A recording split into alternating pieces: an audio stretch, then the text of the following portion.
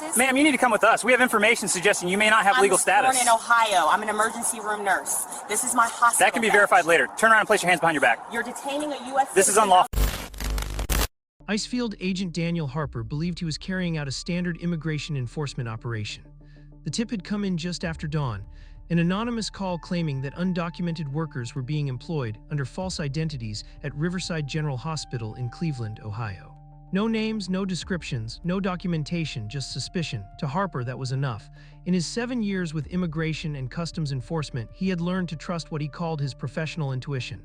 It had never been seriously questioned. His supervisors liked his numbers, not his methods. And that morning, he didn't slow down to verify anything. At 6:52 a.m., Harper assembled a 4-agent unit. Himself as lead, Agent Luis Navarro, Agent May Park, and Agent Thomas Keene. Department policy required all field agents to wear body cameras during enforcement actions, a rule introduced after a string of civil rights complaints 2 years earlier. Every camera was activated before they exited their vehicles. None of them understood that those cameras would soon document every illegal decision Harper was about to make. Their plan was simple. Observe the hospital parking lot during shift change and initiate contact with anyone who fit the profile. By 7:11 a.m., the morning sun was already bright, washing the asphalt in clean daylight and ensuring crystal-clear footage. At 7:19 a.m., Alyssa Monroe stepped through the sliding doors. She wore navy blue medical scrubs, her shoulders slumped from exhaustion. After a grueling 12-hour overnight shift in the emergency department, 2 overdose cases, 1 pediatric trauma, and a cardiac arrest that didn't make it, all she wanted was sleep. Alyssa Monroe was 36 years old, born in Toledo, Ohio, a 4th-generation American citizen. Her father was a retired auto worker. Her grandmother had worked as a hospital aide for 3 decades. She herself had been a registered ER nurse for 8 years. Harper didn't know any of that.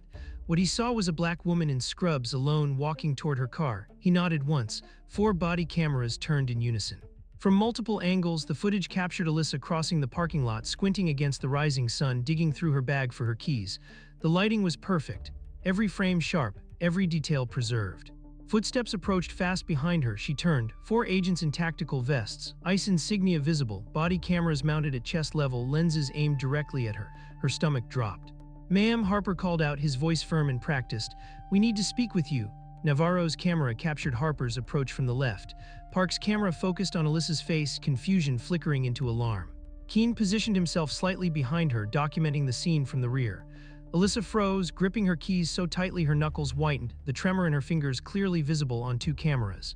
"Yes," she asked.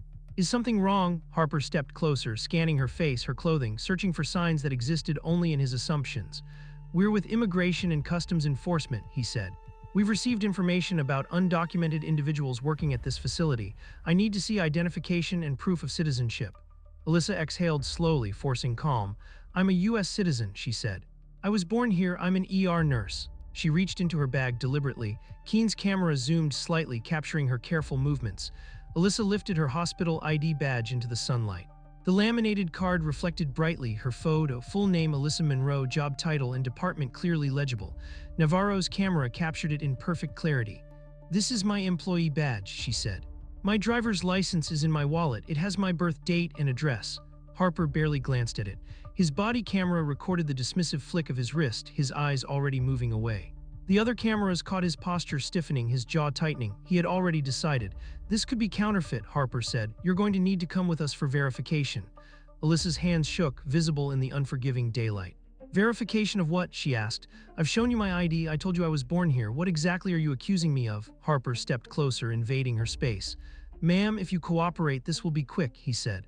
"If you don't, we'll do this another way." The threat hung in the air, preserved on 4 separate recordings. Around them, the parking lot filled with arriving hospital staff. Several slowed, watching, a few raised phones. Alyssa's voice hardened. "You have no warrant," she said. "No probable cause, nothing except how I look." Harper's face flushed. "Turn around," he ordered, pulling out his handcuffs. "Hands behind your back." The metallic click echoed across every audio feed. Alyssa stood still, stunned. "You're arresting me for being a nurse walking to her car." "Suspected immigration violation," Harper replied. The words were bureaucratic, empty, and all 4 cameras kept recording.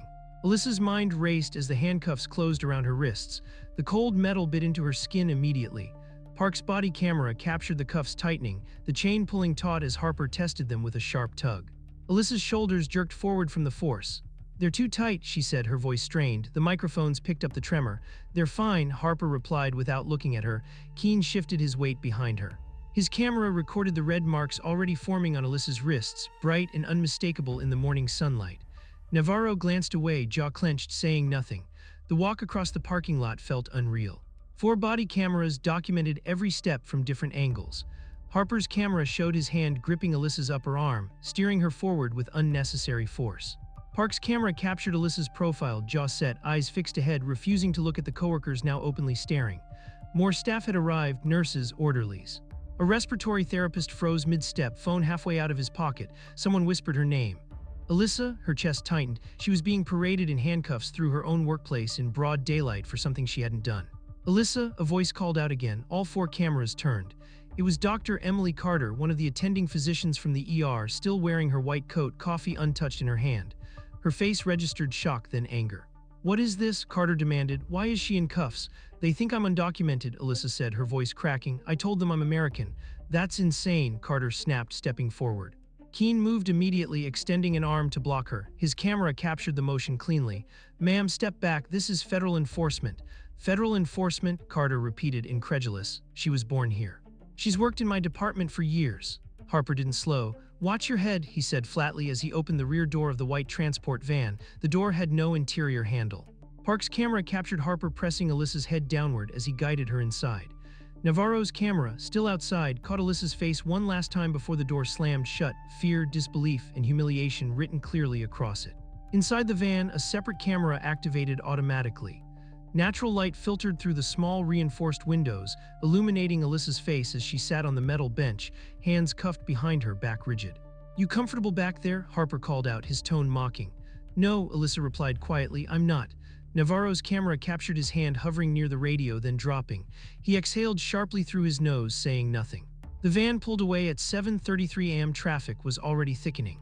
Harper's camera recorded the road ahead, the dashboard clock, the steady movement of morning commuters who had no idea what was happening inside the vehicle beside them. The drive to the Northern Ohio Ice Processing Center took just under 40 minutes. Throughout the ride, Alyssa remained silent. Navarro's camera stayed trained on her, documenting her breathing, slow, controlled, deliberate.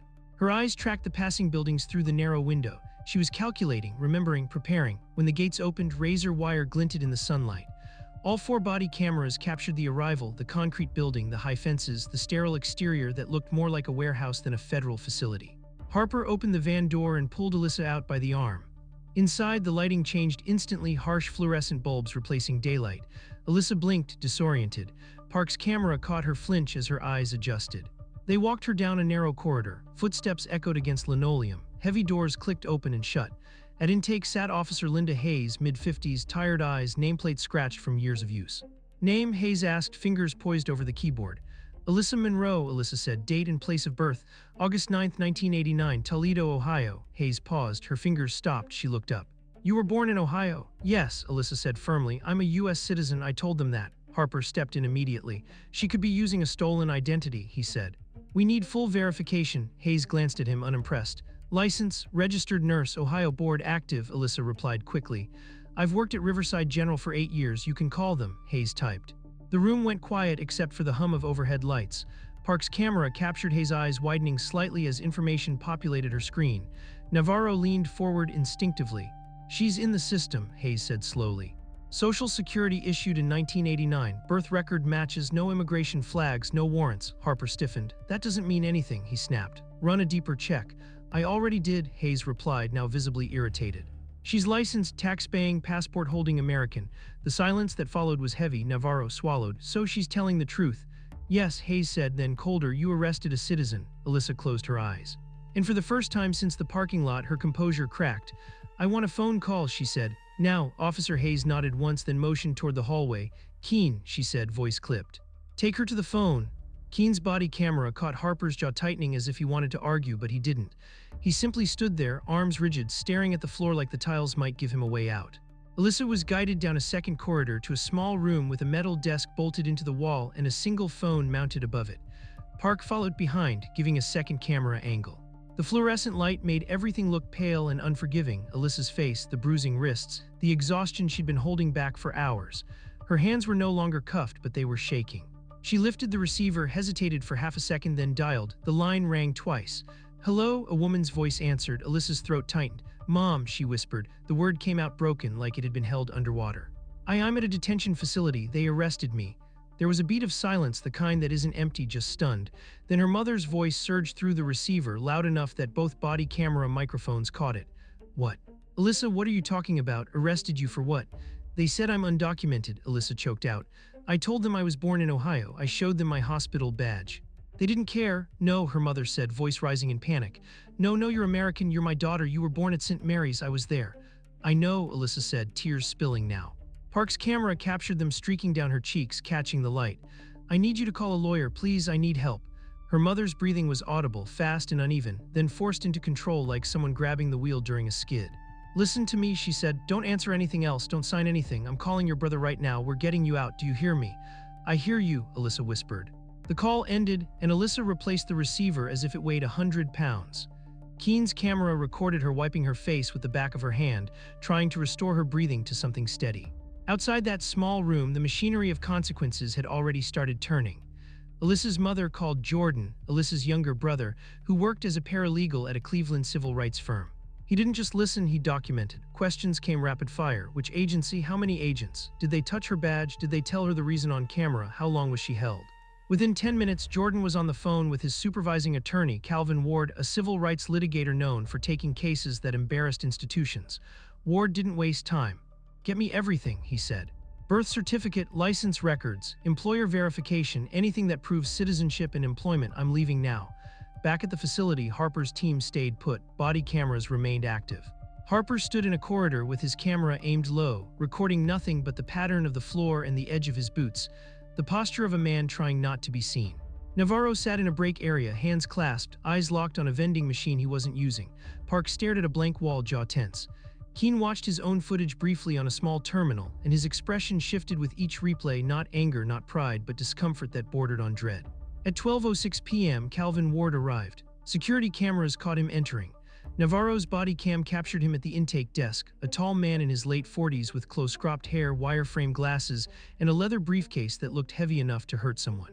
He set it on the counter with deliberate force. "I'm Calvin Ward," he announced. "Attorney for Alyssa Monroe. I'm here for her immediate release." Officer Hayes looked relieved, like a weight had finally shifted off her shoulders. "I'll get the supervisor." Minutes later, Supervisor Dana Mercer appeared, career administrator, posture stiff, expression already defensive as if she'd been warned the situation was ugly. All 4 agents were called into the front office. Their body cams captured the meeting from multiple angles, boxing the room in reality. Ward opened his briefcase and began placing documents on the desk one by one, like laying out evidence for a verdict that had already been reached. "Alyssa Monroe," he said, voice calm and lethal, "born August 9, 1989, Toledo, Ohio, certified birth record, raised seal." A page slid forward. "She is a registered nurse with an active Ohio license." Another page. "She is employed at Riverside General Hospital." Another. "And she holds a valid U.S. passport," Ward added, lifting it briefly so the emblem caught the light. "Not expired, not pending, valid." The room went quiet. Mercer stared at the stack, then slowly turned toward Harper. "Agent Harper," she said, "what evidence did you have to arrest her?" Harper's throat moved as he swallowed. "We received a tip," he said, "about undocumented workers at the hospital." Ward stepped forward, close enough that Harper's body camera filled with Ward's face. "The tip named no one," Ward said. "It gave no description." "So explain something to me. Why did your team single her out?" Harper's eyes flicked to the side. "She matched what we were looking for." "What exactly was that?" Ward pressed. Silence. Navarro shifted. Park's camera caught it. Keen took a half step back. Harper's camera trembled slightly as his hands tightened out of frame. Ward didn't raise his voice. He didn't need to. "You saw a black woman walking to her car and decided she fit your suspicion," he said, flat as concrete. "That's racial profiling and it's illegal." Mercer's face hardened. She looked at Hayes, then back at Harper. "Release her," Mercer ordered. Immediately. Alyssa was brought out at 12:31 p.m. after roughly 5 hours in federal custody. Her scrubs were wrinkled, her eyes were swollen. Bruises ringed her wrists like ugly bracelets. Park's camera captured the moment she saw Ward and the moment her strength finally ran out. She walked 2 steps, then collapsed against him, shaking. "They didn't listen," she sobbed. "I told them, I showed them, they didn't care." Ward put a steady hand on her back. "I know," he said softly. "And now they're going to answer for it." Before leaving, Ward turned to Mercer again. "I want every second of body cam footage preserved," he said. "From activation to this moment, all 4 recordings." Mercer's eyes narrowed. That's a formal request, she said. It's a preservation demand, Ward corrected. Not a request. If anything disappears, gets corrupted, or can't be located, you're not only dealing with my lawsuit, you're dealing with obstruction. The implication landed like a slap. Mercer nodded once stiffly. I'll secure it myself, she said. You'll have copies within 48 hours. Harper didn't speak, but every camera was still rolling, and every camera had already captured the truth. The footage was secured that same afternoon, 4 body cameras, nearly 6 hours of uninterrupted recording, multiple angles, unbroken metadata, timestamps intact, audio synchronized, nothing missing. By the time Alyssa was driven home, the case was already bigger than her. 3 weeks later, Monroe v. United States Department of Homeland Security was formally filed in federal court. The complaint named ICE Supervisor Dana Mercer and all 4 agents individually, Daniel Harper, Luis Navarro, May Park, and Thomas Keene.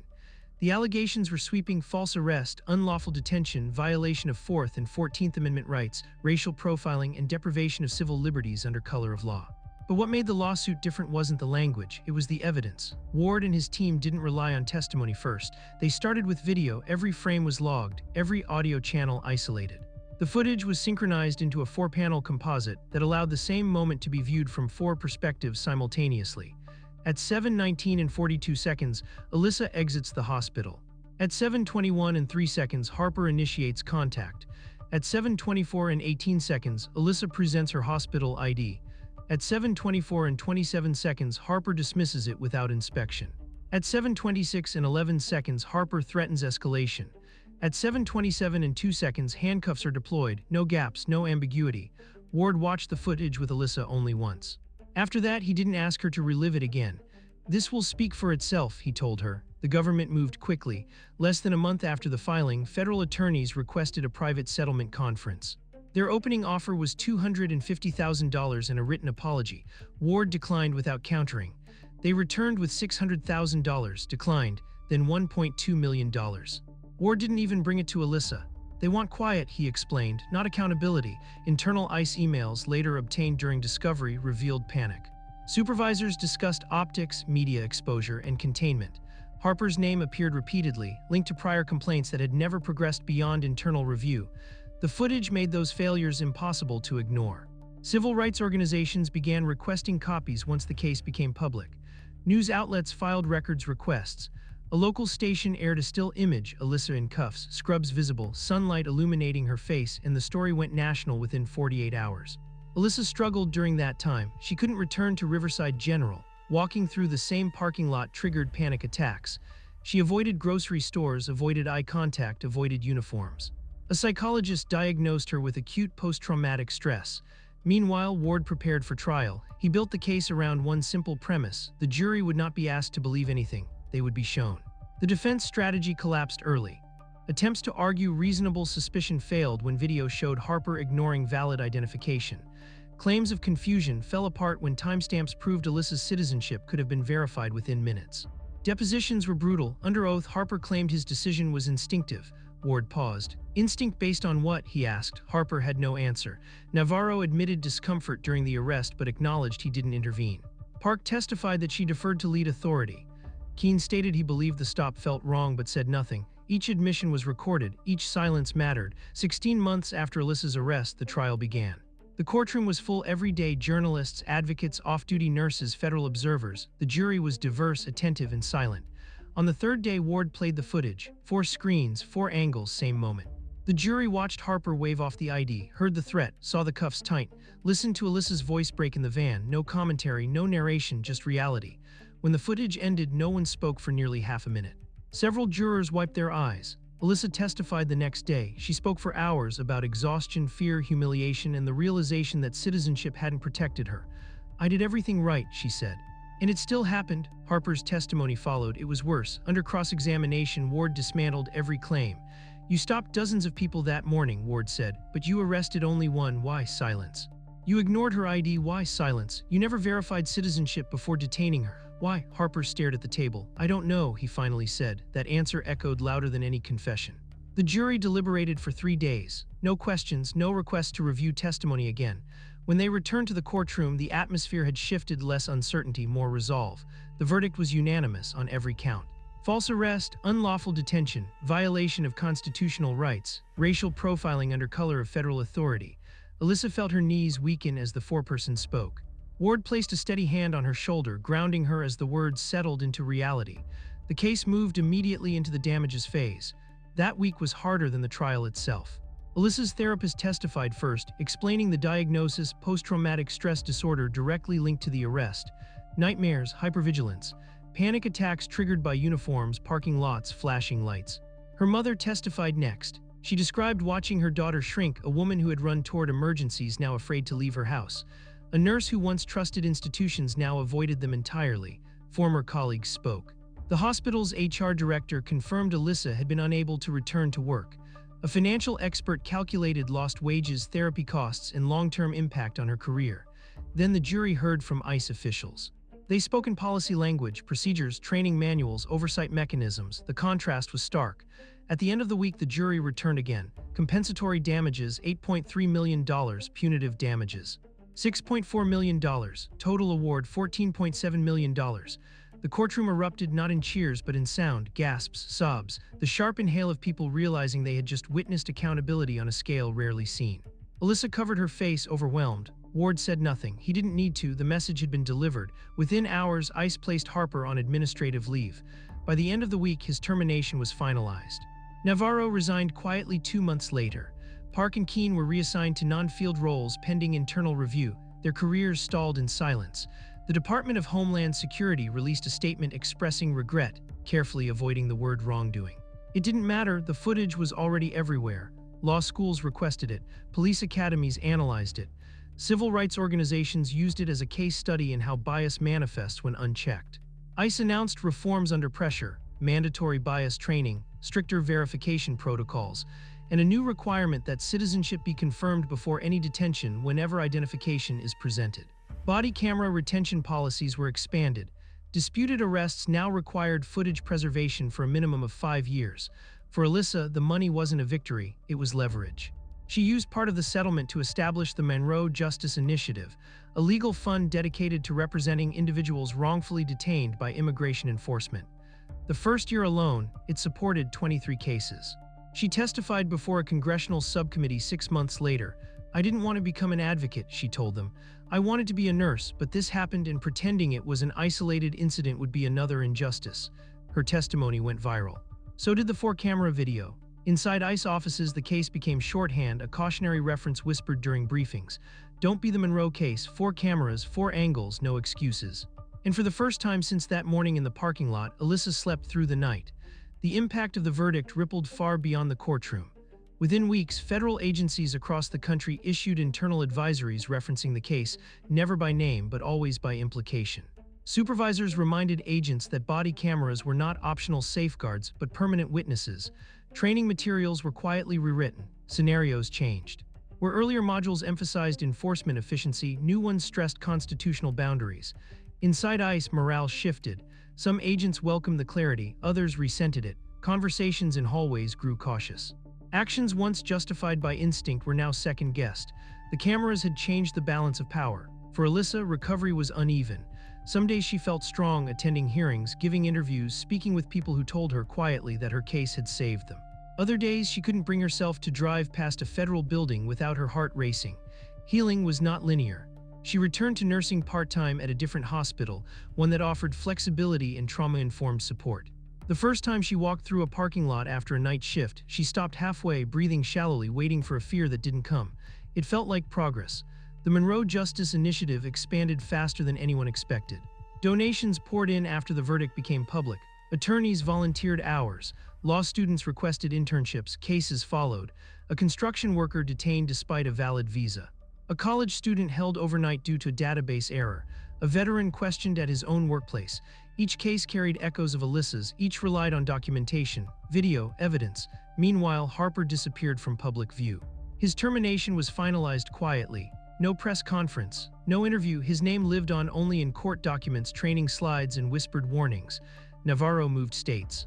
Park remained employed but never returned to field operations. Keene left federal service altogether. None of them spoke publicly. Their silence said enough. 2 years after the arrest, a law enforcement journal published an analysis titled "Technology, Bias, and Accountability in Federal Policing." The Monroe case was the centerpiece. The conclusion was blunt: body cameras did not create misconduct, they exposed it. Alyssa was invited to speak at police academies. Standing in front of recruits, she never raised her voice, she didn't accuse. She showed clips, 4 angles synced. "This is what it looks like when someone stops listening," she would say. "This is what it looks like when assumptions replace verification." Recruits watched, some uncomfortable, some shaken, all silent. The footage had become more than evidence, it was a mirror. On the 3rd anniversary of her arrest, Alyssa returned to the original hospital parking lot, not for closure but for clarity. She stood where it had happened, the light was similar. The asphalt unchanged. She stayed only a moment. Some stories don't need revisiting, they need remembering. And somewhere in training rooms and courtrooms across the country, 4 synchronized videos continue to play, reminding everyone who watched that authority without accountability is just another form of risk. One that cameras don't miss. Years later, the footage still circulates, not on social media feeds chasing outrage, but in quieter places, courtrooms, classrooms, training sessions where the room goes silent as the screens light up.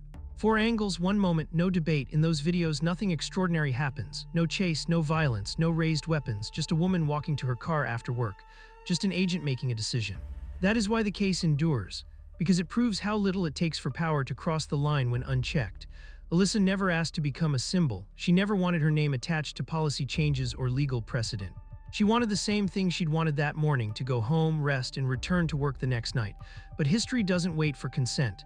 The Monroe Justice Initiative continued to grow, not because Alyssa sought attention, but because people kept finding it. Quietly, desperately, often too late, every case began the same way. "I didn't think it could happen to me." Alyssa always answered the same way. "Neither did I." In law enforcement circles, the case reshaped conversations that had been avoided for decades. Supervisors began asking questions they once ignored. Agents hesitated where they once rushed. Paperwork increased. Verification became mandatory, not optional. Some complained it slowed the job. Others understood it made the job lawful. Body cameras became more than compliance tools. They became witnesses that didn't forget, didn't reinterpret, didn't protect reputations. They recorded truth. And truth, once captured, is difficult to bury. Alyssa never forgave Harper. She didn't need to. Forgiveness was personal. Accountability was structural. What mattered was that his certainty, the kind built on assumption and shielded by authority, no longer went unchallenged. Not after 4 lenses recorded it. On the anniversary of the verdict, Alyssa received a letter from a young woman she'd never met. A nursing student, Black, first-generation American. The letter was short. "I saw your case in class today. It scared me, but it also made me feel seen. Thank you for not disappearing." Alyssa folded the letter and placed it in a drawer with others like it. That was enough. Some stories fade, this one didn't. Because it wasn't about one arrest or one agent. It was about a system exposed under bright daylight from 4 directions at once. A reminder written into policy, etched into training manuals, and preserved in digital archives.